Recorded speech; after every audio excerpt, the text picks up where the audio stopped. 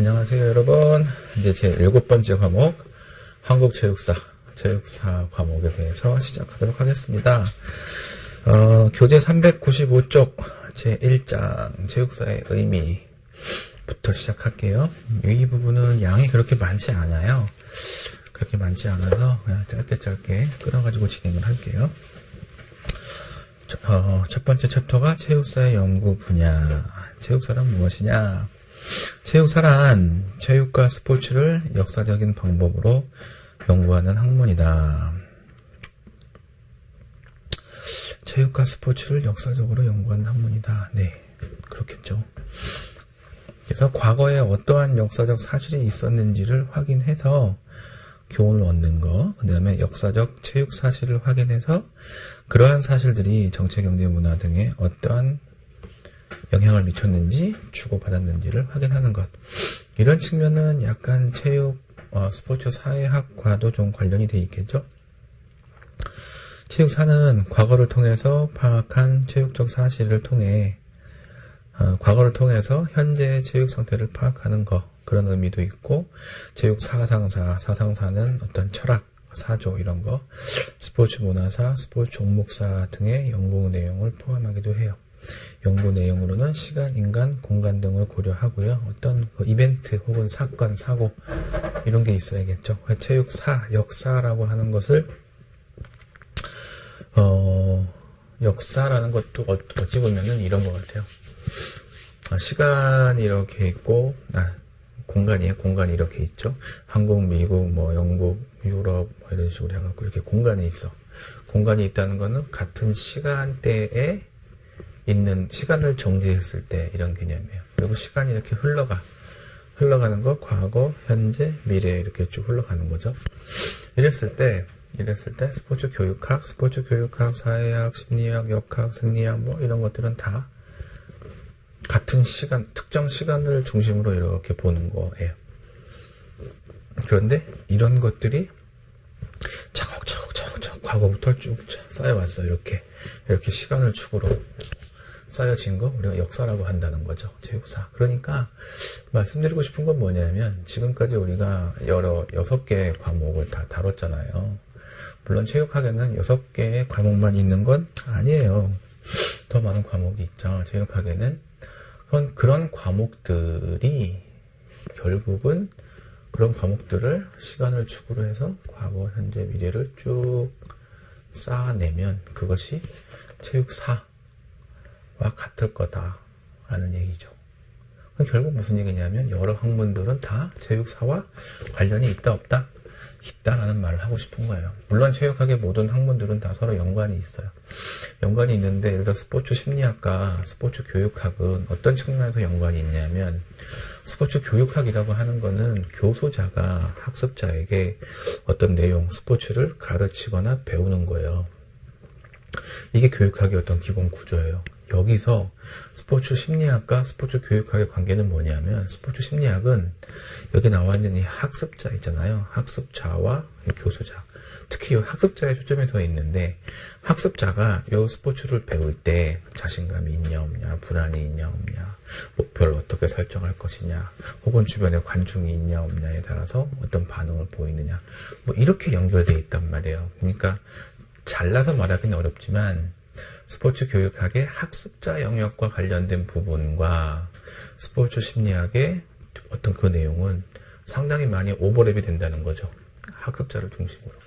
이렇게 교육학하고 심리학은 연결이 돼 있어요. 근데 이 모든 것들, 각각의 학문들 모두가 차곡차곡 쭉 시간의 흐름으로 연결되어 있는 거, 이거 역사기 때문에 사실 스포츠 역사, 체육사를 공부하는 사람은 어찌 보면 여러 학문들에 다 능통해야 될, 혹은 각 학문별로 깊게는 몰라도 얕게는 다 알고 있어요. 이거를 끼워 맞춰서 뭔가 해석을 하거나 예상을 하거나 비판을 하거나 이렇게 할 수 있겠다는 거죠.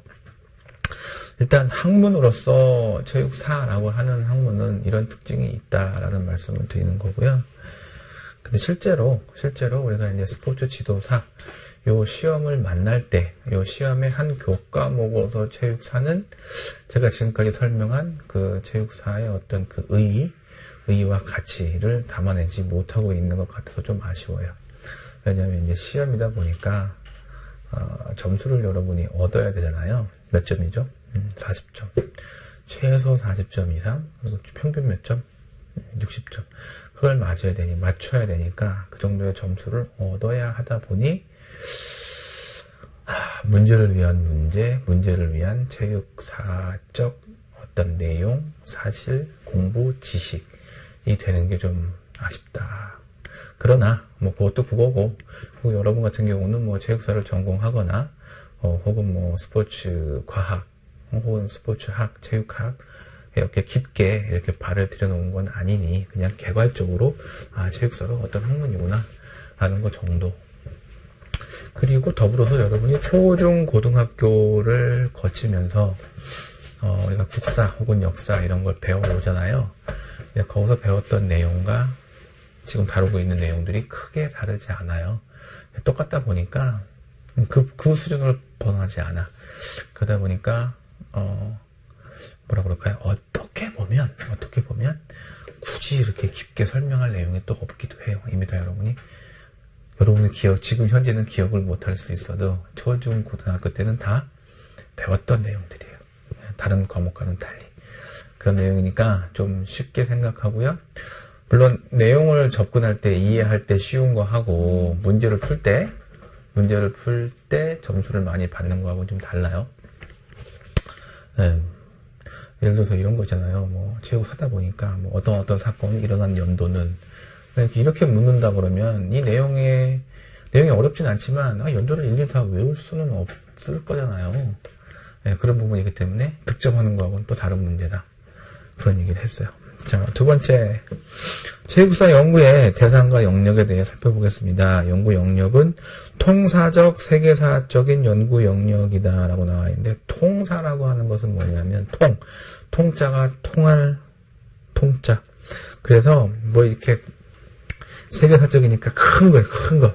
어떻게 이렇게 지역적으로 구체적으로 들어가는 게 아니라 브로드하게, 넓게, 광범위하게 이렇게 살펴보는 거 이런 게 있고요. 그 다음에 시대적 혹은 지역적은 다른 말로 하면 공간적이라고 볼 수 있고요. 시대적은 다른 말로 하면 시간적이겠죠. 시간적 혹은 공간적으로 특정 지역, 특정 시간대에 포커스를 둬서 심층적으로 이해하는 거겠죠. 그 다음에 개별적, 특수적, 이건 사건 중심이라는 거예요. 사건 중심으로 뭐 이런 얘기를 할 수 있을까요? 예를 들어 뭐 4월 16일 날 세월호가 가라앉았어. 우리는 사실 그거에 대해서 많은 부분 모르죠. 알 수 있는 기회도 없고. 근데 그걸 앞으로 한 10년 정도 뒤에 어떤 학자가 뭐 이렇게 관심을 갖고 그 사건을 중심으로 찾을 수 있잖아요. 아니면 지금에 와서 5.18 혹은 최근에 제주의 4.3 항쟁 뭐 이런 거에 대해서, 특히 제주의 4.3 같은 경우는 전혀 아는 사람도 없고 알려지지도 않고, 그런데 그게 지금 80년이 지났어요. 근데 이제서야 사회적 분위기 혹은 공감대를 얻어서 연구 혹은 조사가 되려고 하고 있어요. 예를 들어 뭐 한일 위안부 사건이나 그럴까요? 뭐 하여튼 그런 것들 다 체육사의 연구 영역이 될 수 있어요. 어찌 보면 체육사라기보다 역사의 연구 영역이 될 수 있겠죠. 근데 이왕이면 이것이 스포츠와 연결된 거. 자, 그러면 체육사를 왜 연구하냐 이거죠. 첫 번째, 우리의 행위 모습을 과거에서 찾고자 하는 데서, 우리의 행위 모습이라기보다 그 기원을 찾는다, 그 정도로 이해하면 될 것 같아요. 우리가 어떤 행동을 혹은 행위를 하는데 그 기원이 어디에 있느냐. 그 다음에 뭐 문학, 대리경험, 뭐 전문적 훈련 이런 것도 다 될 수가 있고요.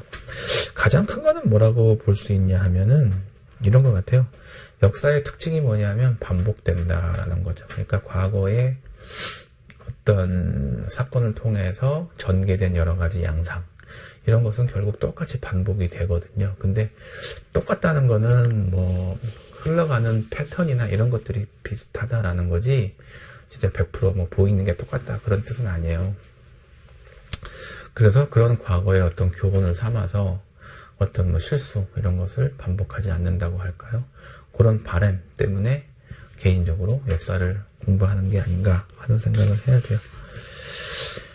법원에 가서 뭐 역사는 예언적 성격을 가질 수 없는 한계가 있다라고 하는데, 이건 뭐 이런 게 뭐 큰 의미가 있는지 모르겠어요. 체육사를 연구하는 이유에 굳이 이런 한계가 있다라는 걸 언급할 필요가 있을까 싶은 거죠. 과거를 다루다 보니까 미래에 대해서 예언할 수는 없다. 뭐 이런 얘기인 것 같아요. 연구 방법에 뭐가 있을까요? 연구 내용과 연구 방법. 스포츠를 통해서 시대별로 파생된 여러 문화 현상을 다뤄요.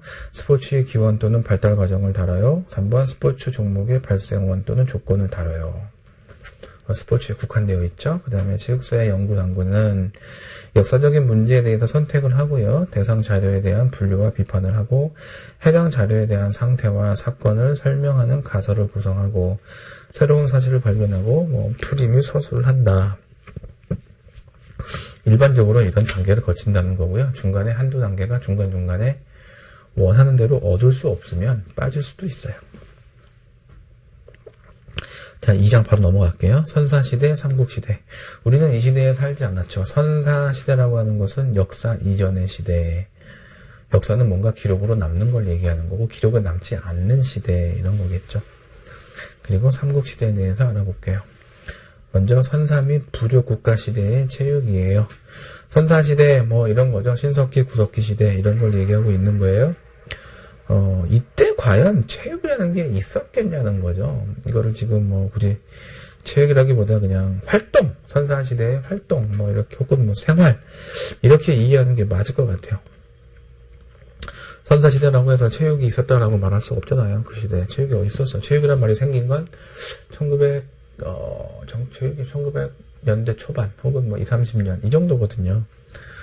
그렇게 이렇게 좀 앞뒤가 안 맞는 것 같죠. 이때 주로 한 생활은 생존을 위한 어떤 본능적인 활동이다. 달리기, 기어오르기, 던지기 뭐 이런 거 이런 동작들을 했을 것이다. 식량의 획득 몸은 식량의 획득 수단이면서 뭐 어떤 몸을 지키기 위한 전투 이런 것들이 좀 뭐 지금의 체육 혹은 신체 활동이라고 볼 수 있는 거 아니냐. 선사시대에는 뭐 샤머니즘이 있었고 뭐 토테미즘도 있었고요. 그 다음에 시족 중심의 혈연사회였다. 이런 특징이 있었는 거고요. 그 다음에 부족국가 시대로 올라가죠. 부족국가 시대에서는 뭐 제천, 의식 그리고 일정한 나이가 되면 성인이 된다라고 해서 성인식 이런 게 있었고 전쟁이 일어난다고 하면 여기서 뭐 민간인, 군인 이런 개념이 없었기 때문에 아마 모든 사람이 더 전투원의 역할을 해서서 부족국가에서는 어떤 뭐 수련 혹은 훈련 이런 활동을 했다라고 얘기하고 있어요. 부족국가 시대에 그러면 신체 문화는 뭐가 있었을까? 주로 제천 행사, 하늘의 제사를 지내는 거예요. 그 다음에 성인식. 그래서 우리가 하느님 하는 것도 신을 섬기는 거, 뭐 그런 거죠. 뭔가 절대자가 있는 것 같은 거죠. 사람이 살다 보니까. 너무 사람은 약하잖아요. 자연 앞에서 약하고, 그리고 불완전하고, 그런 존재이다 보니, 어느 절대자에 좀 이렇게 기대고 싶고, 뭔가 그러고 싶은 거죠. 그랬을 때, 기독교가 생긴 게, 뭐, 익숙해야 지금 한 2000년 약간 넘었으니, 그런 건 안 되고, 뭐, 불교도 마찬가지고요. 그래서, 아주 옛날에는 그냥 하늘, 그래서 하늘님에서 리을이 탈락해서 하느님, 뭐 혹은 신 이렇게 얘기를 한 거죠. 그래서 신에게 늘 경외감 이런 걸 표현했죠. 그것이 고구려는 동맹, 부여는 영고, 동해는 무천, 신라는 가베다라고 불렸다는 거예요. 그 다음에 성인이 되는 어떤 의식, 성인식, 통가의례, 성년이 되기면 통가의례. 그 다음에 이 당시에 쓸 수 있는 거, 뭐 검술, 뭐 궁술 이런 게 있었겠죠. 싸워야 되니까 싸움의 어떤 연습 쓸 수 있는 거. 그러면서 또 이때는 또 노는 것도 있었네요. 노는 거, 유희 활동이라고 돼 있는 거예요. 유희 활동에는 뭐가 있었나요? 뭐 씨름, 윷놀이, 수박, 기마 뭐 이런 게 있다. 윷놀이에 대한 설명이 잠깐 나왔네요. 저포라고도 불렸고요. 여러 사람이 모여 지금까지 행해지고 뭐 이런 거. 윷놀이는 이때 또 쌍욕이라고도 불린 것 같아요. 쌍욕 옛날에는. 그래서 이때는 아무래도 신체에 대한 이미지, 의미가 신체가 강한 사람이 우선 뭐 영도력이 있는 리더가 된다, 뭐 이런 인식이 강했을 거고요. 자, 삼국시대와 통일신라로 넘어갈게요. 삼국시대에서는 유교와 불교의 도입으로 유교와 불교가 사회 전체에 큰 영향을 미쳤고, 뿐만 아니라 무속시장도 있었고 그랬어요. 그 다음에 어떤 그 체계적인 교육기관들도 있었고요. 고구려에서는 태학, 경당, 백제에서는 박사, 신라에서는 화랑도, 국학, 이런 그 교육기관들이 있었죠. 무예를 본다면 삼국시대에서는 국방력의 강화를 위해서 무예교육을 따로 실시를 했다는 거예요. 그래서 고구려 경당에서도 활쏘기를 가르쳤고, 신라에서도 화랑도 이런 걸 가르쳤고, 신라도 같은 경우는 화랑도를 통해서 궁술, 기마, 그 다음에 편력 등을 가르쳤다. 조금 더 살펴보면 편력이라고 하는 것은 야외 활동인데요. 신라에서. 그래서 화랑도의 교육 방식이기도 하고요. 음악과 신체 활동을 포함했다 이렇게 나와 있는데, 이건 뭐라 그럴까요? 지금으로 치면, 지금 우리가 이해하기 쉬운 걸로 치면 어떤 청소년 수련 이런 건데, 걷기, 행군 이런 것도 포함되어 있고, 캠핑, 야영 이런 것도 포함되어 있고, 뭐 냉수 마찰, 뭐 수영, 뭐 이런 것도 다 포함되어 있어요. 예, 그런 거를 의미하고요. 기마술은 아무래도 북방의 고구려 말을 이동수단으로 쓰고 있는 그런 공간 속에서 이제 훈련이 됐겠죠. 고구려의 대표적인 무예로 뭐 말을 타고 달리며 활을 쏘는, 우리가 뭐 마상제 이렇게 얘기도 하죠. 그 다음에 궁술은 활쏘기를 얘기해요. 자, 삼국시대의 민속 스포츠에는 민속놀이라고 하는 게 낫겠죠. 민속 스포츠보다. 민속놀이엔 뭐가 있었겠느냐. 쭉 나와 있어요. 석전, 투호, 쌍욕, 각저, 격구. 석전이 또 나왔네요. 그 위에 있는 석전 이거 지워주시면 될 것 같고요. 축국, 방흥, 널뛰기. 중간에 쌍욕이라고 나오는데, 쌍욕은 주사위 놀이에요. 여기에는 공을 발로 차던 공차기 이렇게 나왔는데, 이거는 그게 아니고 잘못 나온 것 같아요. 그렇습니다. 방흥은 매사냥, 석전은 돌싸움, 뭐 이런 거, 각저는 씨름. 그래서 우리가 각저총에서 나온 그 그림이 뭐냐? 씨름도라는 거죠. 이 정도. 투호는 여러분이 여기저기서 많이 봤을 거예요. 자, 삼국시대의 체육사상에는 뭐가 있냐? 그럼 신체문화, 신체미 숭배. 그래서 신체미가, 몸뚱이가 아름다운, 뭐 지금하고 비슷할까요? 지금하고는 조금 다르겠지만, 뭐 표현 방식은 다르겠지만, 아름다운 몸을 중시하는 그런 부분은 좀 비슷할 수 있을 것 같아요. 요즘 같은 경우는 요것이 어떤 자본주의하고 이렇게 묶여서 외모지상주의 이렇게 가니까 조금 문제인데, 뭐 기본적으로 몸에 대한 가치 부여를 했다. 측면에서는 뭐 외모지상주의와 신체미 숭배사상과 크게 다르다고 보이지는 않아요. 다만 외모지상주의에는 그게 플러스 부작용까지 같이 포함되는 그런 개념이라고 이해하면 될 것 같아요. 심신이원론, 일체론 이런 게 나왔네요. 심신이원론과 심신이원론이 있는데, 그건 그거예요. 신체의 어떤 훈련이나 이런 걸 통해서 마음의 수양을 할 수 있느냐 없느냐. 그러니까 몸과 마음이, 몸뚱이와 마음, 심신이 관련이 있냐 관련이 없냐 이런 걸로, 관련이 있으면 이원론, 일체론, 관련이 없으면 이원론이라고 하는 거죠. 불국토 사상, 이 땅이 곧 불국토라는 것을 믿고 호국 사상과 결부되어 있다, 뭐 이렇게 얘기하고 있죠. 화랑도에 대한 얘기가 좀 나오네요. 귀족 자제들이 참여했고, 국가 수호의 목적을 지니고 있었고, 심신의 조화로운 인간상을 지향했고, 무예 수련을 통해서 인재를 양성했고, 편력이라는 야외 교육 활동을 수행했고, 불국토 사상에 대한 신성함과 존엄성을 교육했고 심신 이론론적 사상에 기반해서 전인교육을 지향했고 야외 활동을 통해서 호연지기를 함양했고 교육과정으로 궁술, 마술, 기마, 검술 등이 있었고 사냥과 전쟁에 관하여 교육을 받아 협동과 단결 정신을 기르고 심신을 열마했고 풍류도 국선도 원화도라고도 불렸고 네. 어찌 보면 화랑도라는 어떤 뭐라 그럴까요? 모임이라고 해야 될까요? 이 제도라고 그럴까요? 참 지금으로 보면 체육적 입장에서 스포츠적 입장에서 대단히 좀 가치롭다, 의미가 있다라는 그렇게 찾아볼 수가 있겠죠. 화랑도의 어떤 규율이라고 그럴까요? 했던 거 네, 세서곡이에요. 사군이중 사친이여 교우이신 임전무태 살생 유태 한번 챙겨놓으면 좋겠죠. 여기까지 해서 2장 선사부터 삼국시대까지를 매듭을 짓고 잠깐 쉬었다가 고려 조선시대를 이어가도록 하겠습니다.